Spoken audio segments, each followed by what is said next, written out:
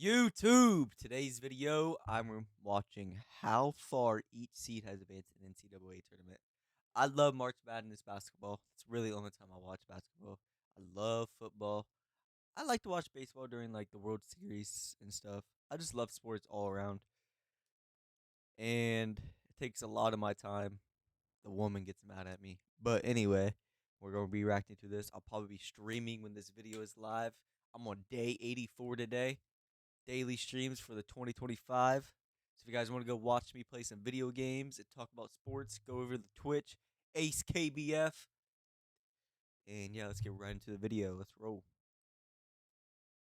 Madness is truly one of the most special sporting events every single year. From buzzer beaters to massive upsets to straight up Cinderella stories, it seems to produce some of the most powerful moments and storylines year in and year out. Today in this video, we're going to dive into just how far each seed has ever advanced in the NCAA tournament. What's the worst seed to ever win a championship? How about the worst seed to ever reach a Final Four? Get ready to unlock some memories you truly forgot you had. The NCAA started seeding teams back in 1979, and since it's obvious that 1 and 2 seeds have won pretty frequently in the past 40 some years, I figured I'd give you some percentages to start. A number 1 seed has won a championship in 26 of 43 seasons, with Kansas being the last to do it just last year in 2022. Another interesting thing is that only 3 times since 1979 have all number 1 seeds missed the Final Four: 1980, 2006, and in 2011. Surprisingly enough, number 2 seeds haven't fared as well as you think they have. They've only made the title game in 17 of 44 seasons, and only 5 of them have ever won it all. After Iowa native Marcus Page hit a double clutch 3-pointer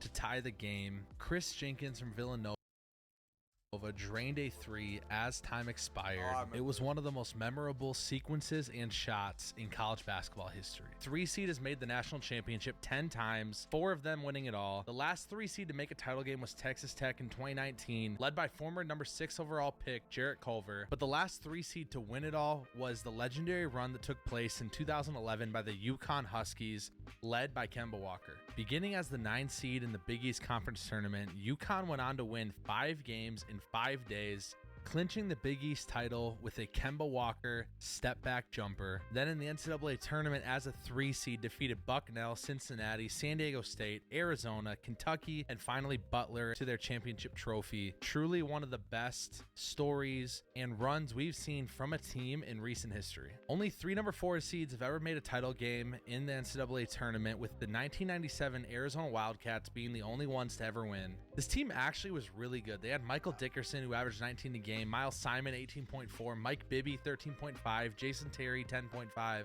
It's truly not surprising that they're the only 4 seed to ever win it, because that's a really talented roster. And a 5 seed has never won the national title, finishing as the runner-up 3 times in tournament history. The 2010 Butler Bulldogs came the closest to succeeding, losing in absolute dramatic fashion 61-59 after Gordon Hayward almost hit a half-court buzzer beater to win. That Butler team was loaded with Gordon Hayward, Shelvin Mack, Matt Howard, coached by Brad Stevens. I remember as a kid cheering for them so hard, wanting them to win, and just being crushed when Gordon Hayward's shot was just a bit off the mark. 6 seeds have only made the national title twice and won it once, which was Kansas in 1988. And yes, this was Danny and the Miracles, led by senior forward Danny Manning. Manning was an absolute stud as a senior, averaging 24.8 points per game. He was also named the Naismith College Basketball Player of the Year. But all we'll go into here is that they ended up playing Oklahoma in the national title, a team they had lost 2 times, defeating them 83-79. This team truly does deserve its own video. A 7 seed in the NCAA tournament has only appeared in the national title once, and that was the University of Connecticut in 2014, where they beat 8th seeded Kentucky, making them not only the only 7 seed to make a national title, but to win a national title. Coached by Kevin Ollie, who was just succeeding Jim Calhoun, this team was also banned from postseason play the year before. Shabazz Napier kind of carried this team to a national title, making it UConn's 2nd national title in 4 seasons. 8 seeds have made 4 appearances in national title games, with the most recent one being last year's North Carolina team. This was a team that just got hot at the right time, but ended up running into a very talented Kansas team led by Ochai Agbaji. There has, however, been 1 8 seed to win it all in tournament history back in 1985, and that was the Villanova Wildcats. In a game that was With 19 hotel brands at IHG Hotels and Resorts, you can guest how you guest. considered one of the biggest upsets in NCAA history. Villanova shot 79% from the field, going 22 of 28 and 9 of 10 in the second half. They defeated the Patrick Ewing-led Georgetown Hoyas, a team they had lost to twice in the regular season. And this marks the lowest seed to ever win an NCAA championship. Unfortunately for the 9 seed, a Final Four is the furthest one has ever made it, and it's only been one team, the 2013 Wichita State Shockers. One of the more popular Final Four runs in recent memory. This team was led by Cleanthony Early, Malcolm Armstead, and Carl Hall. While Fred VanVleet and Ron Baker were on the team and were definitely contributors, they were not nearly as much of a contributor as they were in the following season when Wichita State was 35-1 but only made the Sweet 16. The 2013 squad that made the Final Four upset Gonzaga with Kelly Olynyk in the second round before falling 72-68 to a Louisville team, a team that ended up winning the national title that year. As far as 10 seeds go, the furthest one has ever made it was the Final Four, and that was in 2016, the Syracuse Orange. This was a team that most bracketologists didn't even have in the tournament field. Unfortunately, this remarkable run was ended by Marcus Page and the North Carolina Tar Heels, team that ended up falling to the 2016 Villanova Wildcats, which we talked about earlier in the video. But let's get to the fun 10 seed everyone wants to talk about, and that's the 2008 Davidson Wildcats led by baby-faced Stephen Curry. Stephen Curry was practically a nobody coming into this NCAA tournament. He's putting up great numbers, averaging 25.9 points per game. In the first round, Davidson found themselves down 5 at half to 7th seeded Gonzaga before Stephen Curry went off for 30 in the second half, winning 82-76. Steph ended the game with 40. In the second round of the tournament, they played Georgetown. Again, Stephen Curry led a comeback victory. Matching up against the third-seeded Wisconsin Badgers in the Sweet 16, this team was the nation's best defense, and they only gave up 53 points per game. Stephen Curry had 33 points himself, punching their ticket to the Elite Eight. Unfortunately, Steph and company ran into the eventual national champion in the Kansas Jayhawks. To me, this was the greatest single-player run in NCAA history. Somehow, there's been 5 11 seeds in the history of the NCAA tournament that have made it to the Final Four, including UCLA in 2021, Loyola Chicago in 2018, VCU in 2011, George Mason in 2006, and LSU in 1986. And as much as I'd love to talk about each one of these teams because these runs were incredible, the one that sticks out to me was the most recent one, UCLA in 2021. Beginning in the first 4 and finishing in the Final Four, I'd love to talk about every single game individually, but let's focus on this Final Four game against a Jalen Suggs-led Gonzaga. This game is one of the all-time great games in college basketball history, ending 93-90 in overtime on a Jalen Suggs deep desperation 3 that somehow banked in.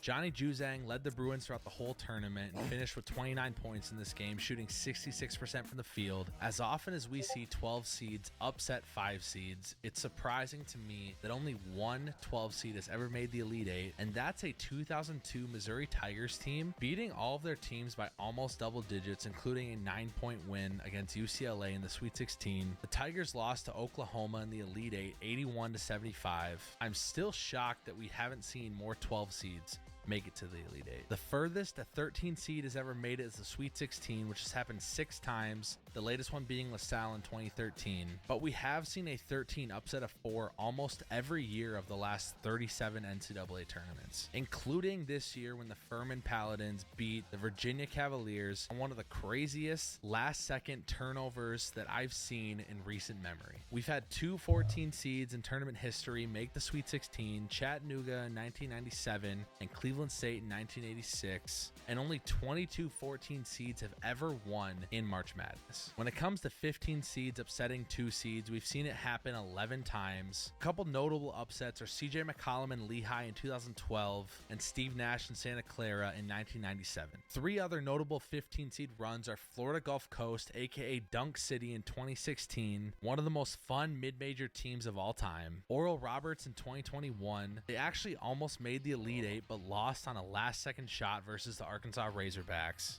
and St. Peter's just last year, who do have the record for the furthest a 15 seed has ever went in this tournament. What may be the most impressive thing about St. Peter's run last year, all 3 of their wins were against very, very good teams. In the opening round, they beat Kentucky in overtime 85-79, which had the National Player of the Year in Oscar Shibwe. And in the second round, they beat a Murray State team that was 31-2 on the year. And finally, in the Sweet 16, they beat a Purdue team that had Jaden Ivey, the 5th overall pick in the 2022 draft. Unfortunately, midnight finally came for the Cinderella team, losing by 20 points against North Carolina in the Elite Eight. A Cinderella run that was truly for the ages. I have to say, there is one 15 seed right now as I'm recording this video that is still alive in March Madness, and that is the Princeton Tigers. They play 6th seeded Creighton this Friday at 9 p.m. My question to you guys is, do you think Princeton has a chance to either match or beat St. Peter's record by making the Elite Eight or the Final Four? Last and certainly not least, we have the 16 seed line. As obvious as this is, there's only been 2 teams now that have beaten a number 1 seed. First and foremost, we have the University of Maryland, Baltimore County, defeated University of Virginia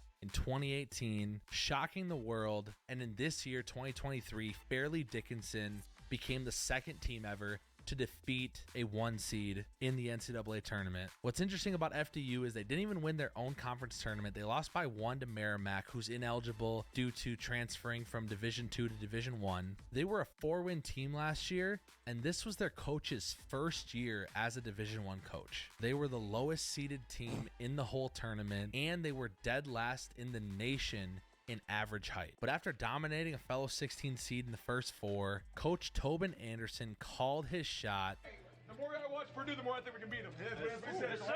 Let's go shock the world. I don't have to remind you how bad the internet trolled this man after those comments, but look what happened. He was right. As heartbreaking as it is, FDU ended up losing to Florida Atlantic in the second round of the tournament, losing 78-70 after holding a lead late in the second half. I hope you enjoyed this video, and if you love basketball, both professional and college as much as I do, subscribe and watch this video that I made on the greatest comebacks in college basketball history. Thanks again. We'll see you on the hardwood. And that was a W video. That was good. That's crazy. I remember St. Peter's going that far. That was fun. That was a fun year of basketball. There hasn't been too many upsets this year, like crazy upsets. But if you guys enjoyed the video, like, comment, subscribe. Go over to the Twitch. Come talk. Give me some video ideas you guys want me to do. It can be IRL, because I got some mics now. I got a tripod. I got everything. I can stream IRL. I can do whatever you guys want me to do. Give me some ideas. Join the Discord, top link in the description. Give me some ideas. Go talk about sports. And let's just grind all year. Let's roll, baby. Peace out. Subscribe.